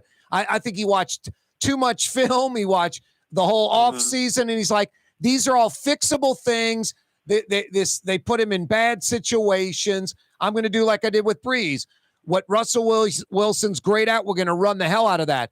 What he's mediocre at, we're going to run lesser of that. And what he's not good at, we're going to avoid that 100%. And it's small, with Breeze and with Russell Wilson. So I got to think, and I'm not trying to just be like, hey, the pros, they do it right. We shouldn't scrutinize it. But on this particular thing, with the job on the line and all the crap you're talking about, the salary cap hell, I got to think Payton has got a lot of confidence in Wilson.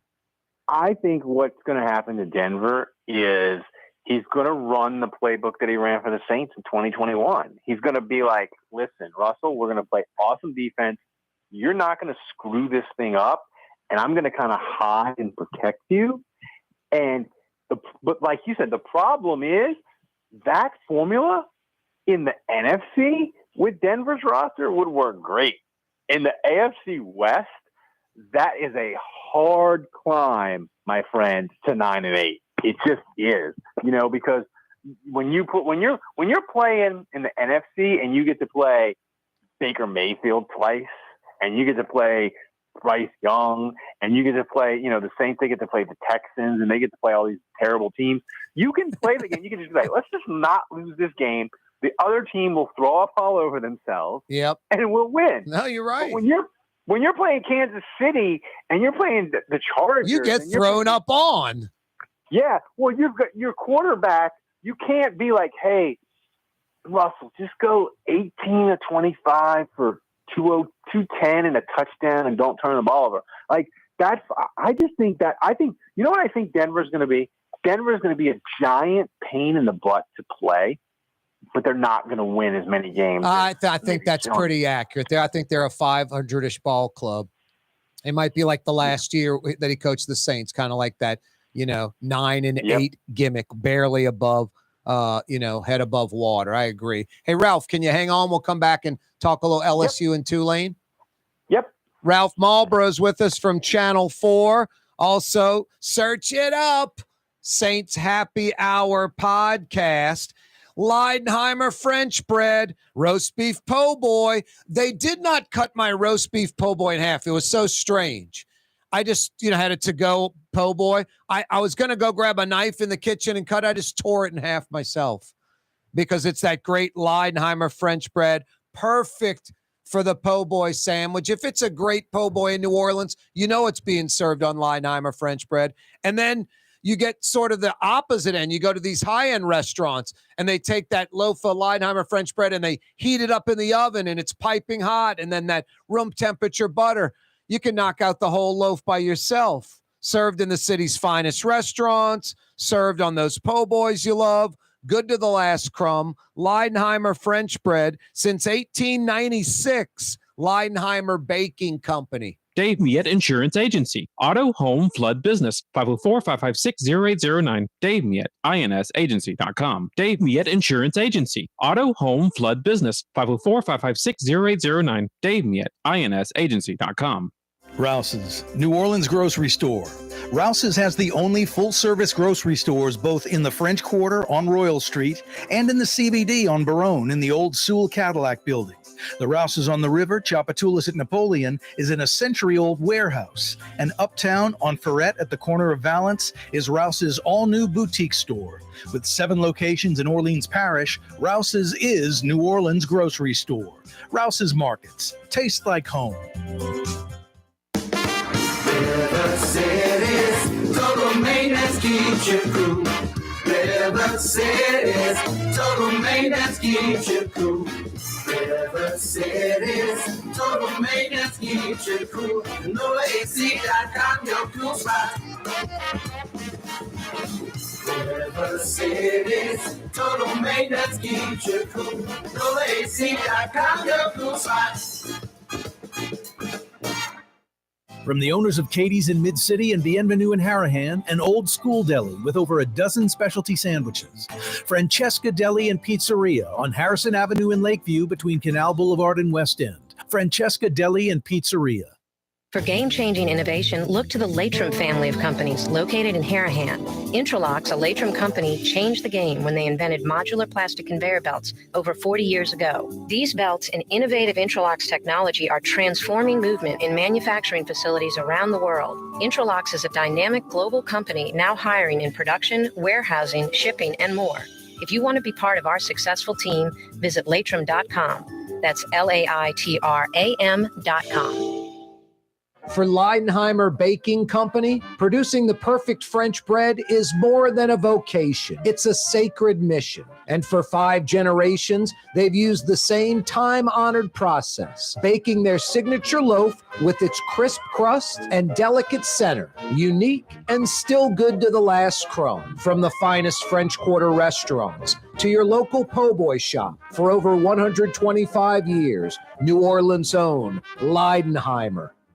The Lamarck Automotive Collision Center, it's open now. We fix cars and trucks. We do all makes and models. And it doesn't have to be a Ford or a Lincoln. It could be whatever you're driving. 32,000 square feet under roof, now open at 3101 Williams Boulevard. It's all about you, the customer, getting the most for your dollar. I would say the most perfect collision center anywhere. The Lamarck Automotive Collision Center, 3101 Williams Boulevard. Go check it out.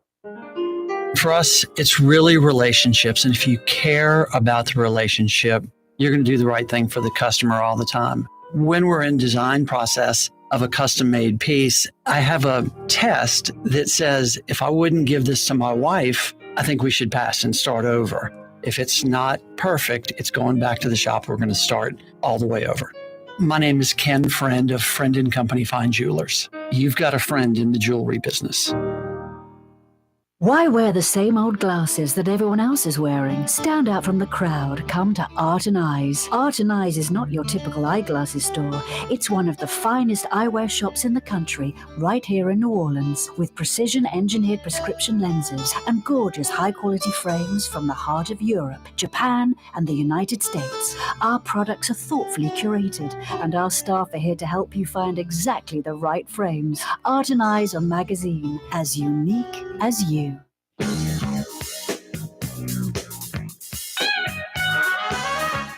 Ralph Malbrough is with us for a few minutes. Ralph, uncharted waters, the Tulane Greenway, first time ever preseason ranked. First time ever they could win 20 games over 2 seasons. They just need 8. One of the greatest college football games I ever have seen in my life was that Cotton Bowl last year. Pretty exciting. Tulane and Willie Fritz's wave. It is, Corey, and I think, people laughed at me last year, but I said this.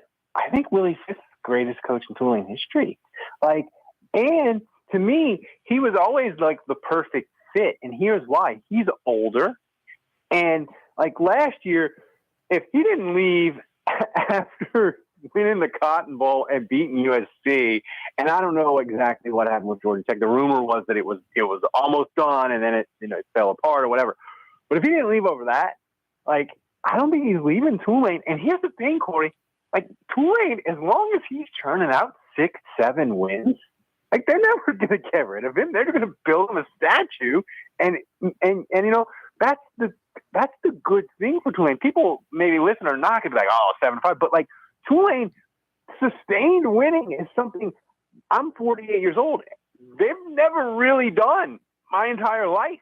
So sustained winning is how you fill the stadium. And he's dictating things now. That new locker room, Ralph, is state of the art. That little field in front of the Riley Center, 50 yards off Willow Street, that is going to be a enclosed bubble for the indoor, football facility.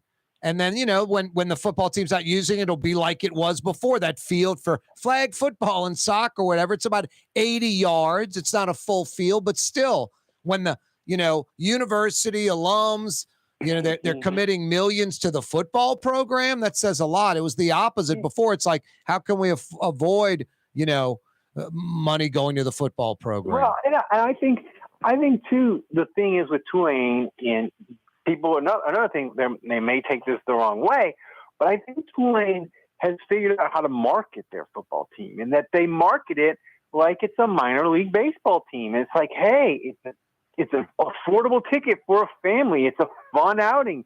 Come on out here. We have discount tickets. We have, reasonable concessions.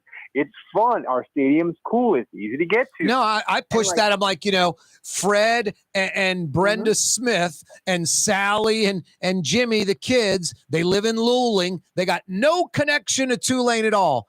Maybe they can't afford Saints or Pelicans tickets. The Green Wave is yelling for them, coupled with the fact that they're a winner. And then, Ralph, I think you throw in the creative stuff like, and you mentioned minor league. I think you're right onto something with that. Look at the Angry Wave logo, doing the uniforms almost like Oregon, changing up unis every week, and the killer blue and green. I mean, the Wave went from like an afterthought to best logo in college football. Yeah. One of the best uniforms in college football. It's just fantastic. Yeah, and the thing is, I'll give an example.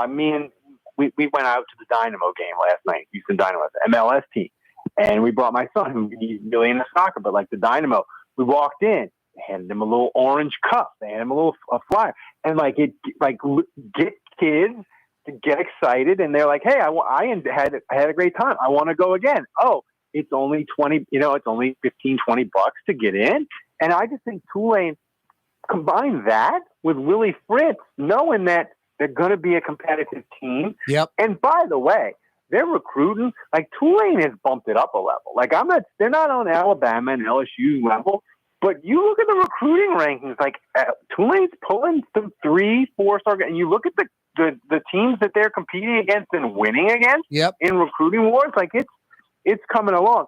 The one thing that I think I worry about for Tulane, and this kind of stinks for all these teams, is the one thing that I don't like about NIL money is I think the players should get the money because the coaches make the money. Everybody's making money in college football, so the players should too.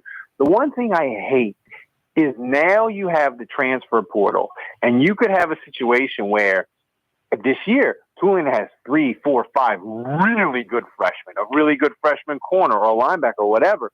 And you have these teams, Alabama, LSU, who are teams in the Southeast Conference, being like, hey, we need a corner. Hey, Corey, I know you signed with Tulane and you were a 3-star and we didn't really like you. Well, Ralph, I'll tell you this. Pratt was chased by major programs. They were luring him over from, with money. And Tulane and their NIL stepped up and kept their quarterback. So they had to re-recruit their quarterback and fight off bigger programs that have had more sustained success and are like Power 5, trying to get Pratt to come on over. You're going to be our starting quarterback. We have all the pieces in place. And Tulane stepped up and kept him. Fritz doing a pretty good job in the portal. No, you're right. Hopefully Tulane keeps that level going where they can bring in some guys to help and they don't get poached. Yeah, and listen, like I said, I'm all for these players making money, right? I just wish it's so Wild West with the NIL. No, there needs federal regulations, not state to state. Federal regulations or something, almost kind of like, I think they need a situation kind of like college baseball does, where it's like, hey, you can get drafted and you can go to the major leagues, but like if you don't, you're in college for 3 years. And I think they need to do something with NIL. NIL is borderline horse racing and boxing, and they need federal regulations, not state to state. I mean, it's like, and here's the thing, it's like, well, if you took all this NIL money from me, like, you can't hop in the pole, buddy. Like, it's just, to me, it's the Wild West. but I can't hate it too much because all these coaches are making $8, $9, $10 million. But we'll see. But the point is, man, I think Tulane, they're going to be good, and their stadium's going to be filled, and it's fun when Tulane and LSU and the Saints, have we ever had a year, Corey? I know we're running out of time. Have we ever had a year where they're all three good? Ralph, what are you talking about? You worked for years with Buddy D. How often did he go, all three teams won over the weekend? It didn't happen all that often. Hey, Ralph, how about Brian Kelly? I mean, geez and Pete's, the 2019 season was incredible. I think Ed Ogeron caught lightning in a bottle. I think there was a reason he was never a coordinator. It was just LSU was too big. And I think the last 2 years where, he just had no idea what he was doing. And basically, if the perfect storm lined up for 2019 in a positive way, kind of lightning in a bottle beyond his control, I think the opposite took place, that how to screw up a program, and some was beyond his control, some wasn't. But Brian Kelly comes in, 38 scholarship players. He nails it in recruiting. He nails it in the transfer portal. Gets the team to 10 wins. They win the SEC West. They beat Alabama in year one. Just I've never seen a turnaround like that in my life for a program that, I'm not going to say was on life support, but was hemorrhaging, or as Todd Graffinini would say, leaking oil. Yeah, I mean, here's the thing with LSU. LSU, their last three coaches have won national titles. Yep. The only program that you can say that about in the last 45 years is the University of Miami. They did it with Jimmy Johnson, Schnellenberger, Jimmy Johnson, and Erickson, right? So, LSU, it's built to win. And my only thing with Ogeron is I give him full credit for 2019. He made all the big bets, and some of them were reckless or whatever, but he hit it. But you're right, he couldn't run a program, right? It was like you said, it was lightning at a bottle, or the guy just the great run at the blackjack table. But the thing about Brian Kelly is he has won everywhere he's been. And the thing about him is, Corey, he just looked at Notre Dame and he's like, I can't do anymore. I've gotten them to the playoffs and I've won a ton, but I can't win anymore because the restrictions of what they allow me to recruit. There's nowhere else to go. And he looked at it and was like, I'm 60. I want to win a title and I want to make a ton of money. I'm going to LSU. And the thing is with him is he's just a guy. It's strange, Corey, because he doesn't emit a cool factor and a hip factor, but he's just a guy, I think, where he's like, oh, NIL, that's how you play ball now? Okay, I'm going to hire people. We're going to be the best at NIL. Oh, this is what the kids like now? I'm going to hire somebody. We're going to be awesome at social media because that's what the kids want. I'm going to hire somebody. We're going to be awesome at that. So he doesn't have a cool factor, but he's just however you got to win, whatever tools you have to use, we're going to do it. The one thing I'm concerned about LSU is they last year they were so good and so efficient at everything, Corey. They didn't have enough big plays. They got to figure out a way to get chunk plays because I don't necessarily know if they can replicate the efficiency that they had last year. But you could argue you got more playmakers even without the DBs. You could argue you got more playmakers on defense now. So maybe with that front seven. Hey, before we let you go, you got me thinking. Did Larry Coker win one at Miami? Yeah, he did. They won 4 out of, it was 4 out of 5. Butch Davis didn't win because he took the Cleveland job instead. But it would have been 4 straight at Miami. Well, so you what? No, it is. It's I got you, but it was 4 of 5 though. 4 of 5. Boy, knowing Butch Davis slipped in the middle, unbelievable, Ralph. You are insane on the sports knowledge. All right, it's a lot of It's a lot of gambling, Corey. I'll tell you that. We're gonna have take your kids' advice. Search it up. The Saints Happy Hour podcast. Ralph, you know why I have the blue boy barking? To shut me up. All right, talk to you next time, Corey. Ralph, thanks, man. I appreciate it. All right. That's Ralph Malbrough. Check him out. Saints Happy Hour podcast, Channel 4. See you tomorrow. You're on the neutral ground with Corey Johnson on TV on Cox Channel 4 and Spectrum Channel 333. Also on YouTube, on radio at NOLA Talk 93.9 FM, WSLA New Orleans. Hi, it's Ken Friend from Friend & Company Fine Jewelers. You've got a friend in the jewelry business. Come see us over on Maple Street in Uptown. Friend & Company Fine Jewelers, Breitling time, 6 p.m.